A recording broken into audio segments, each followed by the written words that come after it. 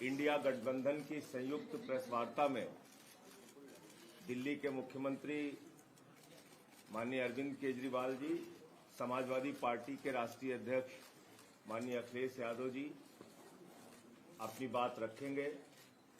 दिल्ली के मुख्यमंत्री केजरीवाल जी इंडिया गठबंधन के लिए उत्तर प्रदेश में जनता से अपील करने के लिए आया है, वोट मांगने के लिए आया है। मैं उनसे अनुरोध करूंगा विनम्रतापूर्वक कि वो अपनी बात रखें।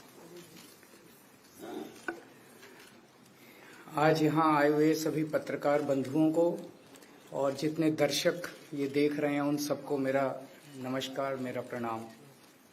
आज लखनऊ में मैं उत्तर प्रदेश के सभी मतदाताओं से इंडिया गठबंधन को भारी भरकम वोट देने के लिए, भारी मात्रा में वोट देने के लिए अपील करने के लिए आया हूं। मैं 4 बातें रखना चाहता हूं। पहले चारों बिंदु बता देता हूं, फिर उसको डिटेल में एक्सप्लेन करूंगा। पहला ये कि ये चुनाव भारतीय जनता पार्टी, मोदी जी अपने लिए वोट नहीं, अमित शाह जी को प्रधानमंत्री बनाने के लिए वोट मांग रहे हैं।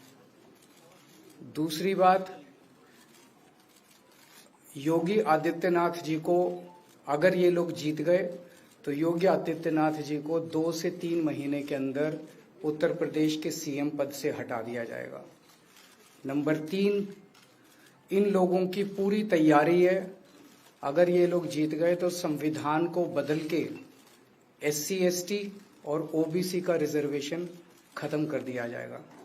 और नंबर 4, जो आंकड़े अब देश भर से आ रहे हैं वो ये दिखा रहे हैं कि 4 जून को इंडिया गठबंधन की सरकार बनने जा रही है और NDA को और बीजेपी को बहुत कम सीटें मिलने जा रही हैं।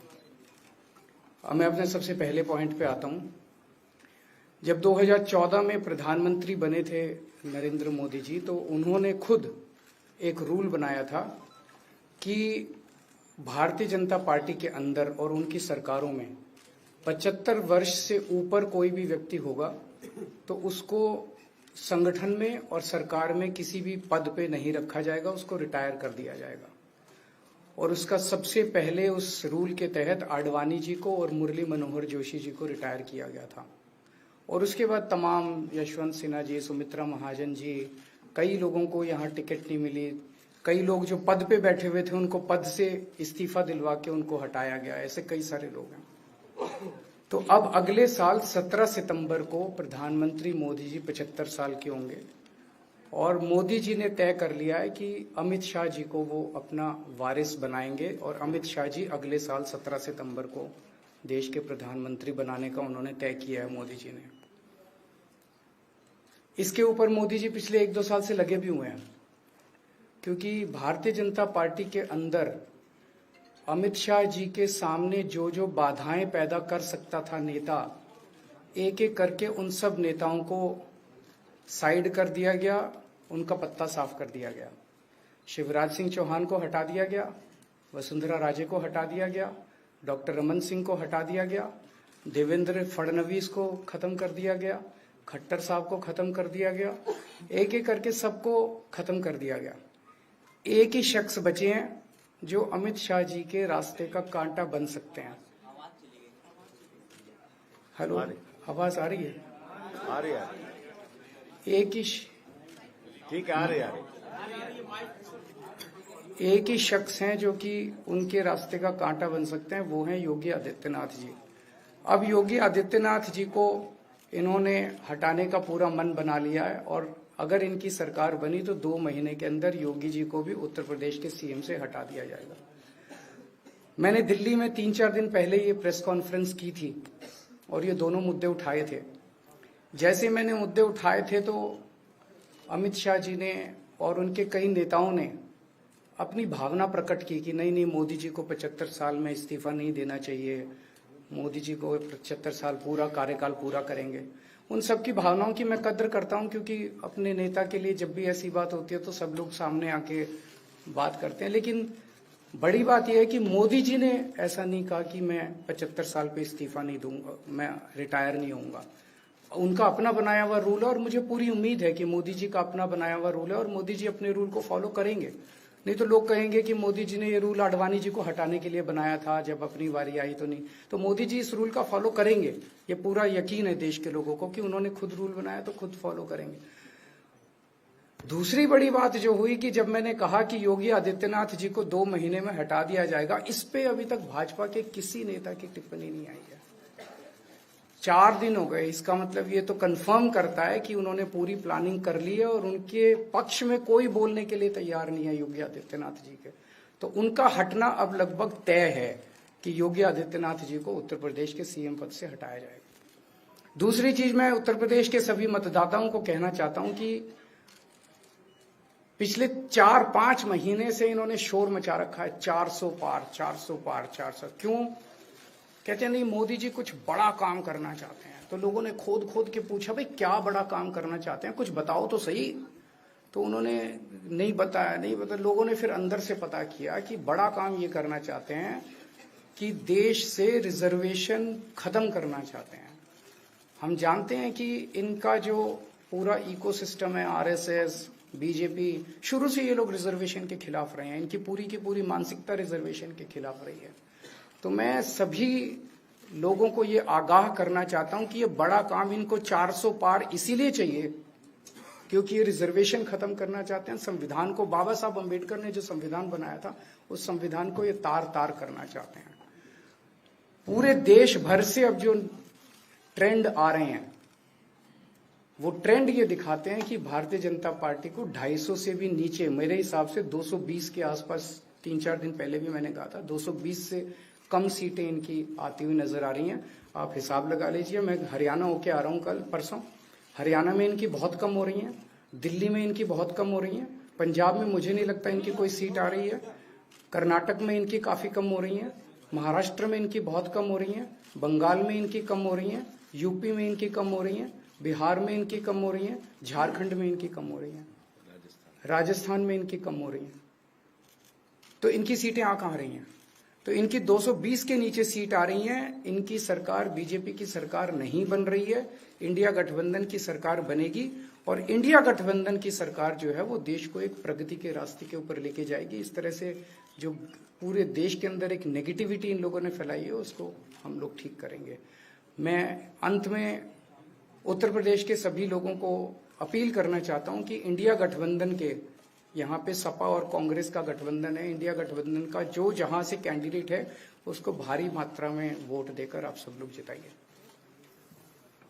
अब मैं निवेदन करूंगा समाजवादी पार्टी के राष्ट्रीय अध्यक्ष माननीय अखिलेश यादव जी से।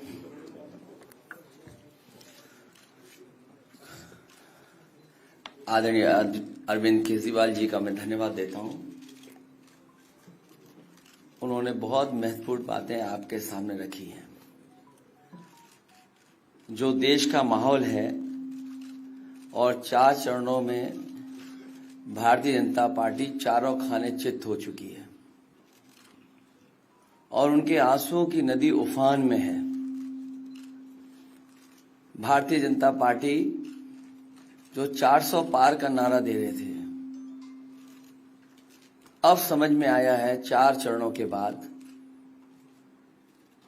वो बात तो ठीक है कि आरक्षण पे सबसे पहले हमला करेंगे, लेकिन 400 पार नारा इसीलिए दे रहे हैं कि 543 में 400 के बाद वो सीटें देख रहे हैं, तो वो केवल 143 बन रही हैं।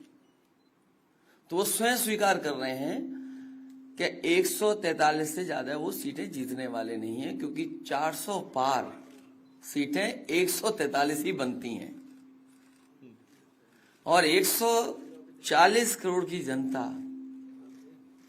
इस बार इन्हें 140 सीटों के लिए भी तरसा देगी।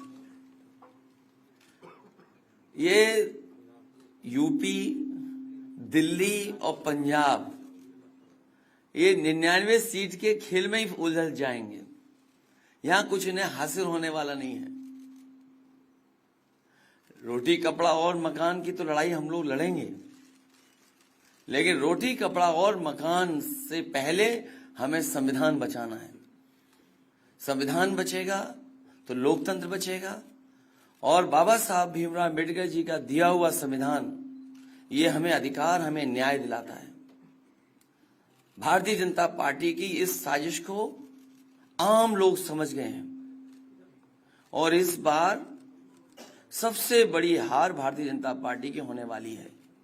अभी तक तो हम ये कहते थे कि ब्रह्मांड का सबसे बड़ा झूठ बोल रही है, अब लग ये रहा है हारने के बाद ये ब्रह्मांड का झूठ का विद्यालय खोलेंगे, यूनिवर्सिटी खोलेंगे और वाइस चांसलर और डीन पहले से ही रिटायर होकर के वहां अपने आप नियुक्त हो जाएंगे।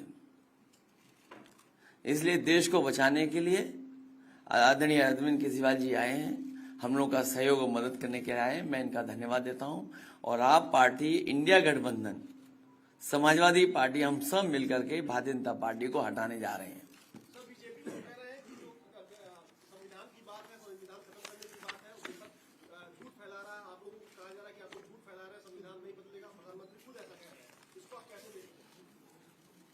उनकी कौन सी बात सच निकलेगी? अभी आपसे कहा कि 75 साल वाला जो वो है रूल नियम उसको तो फॉलो किया जाएगा ना, इसी से पता लग जाएगा। और एक मिनट अगर आप इनका इतिहास उठा के देखें पिछले 75 साल का, जनसंघ का, आरएसएस का, थ्रू आउट ये लोग रिजर्वेशन के खिलाफ रहे हैं। तो अब 400 सीटें लाके ये संविधान बदल के उस रिजर्वेशन को खत्म करना चाहते हैं।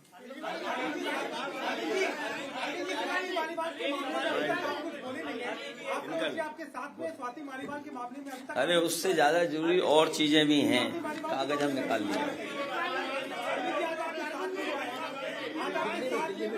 भाजपाई किसी के सगे नहीं है, ये है कि भाजपाई किसी के सगे नहीं है और भाजपाई झूठे मुकदमे लगाने वाला गैंग है। हाँ बोलो। एक बार बोल रहे हैं, बता रहे। हाँ मैं बोल रहा हूँ, एक सेकंड बोल रहा हूँ।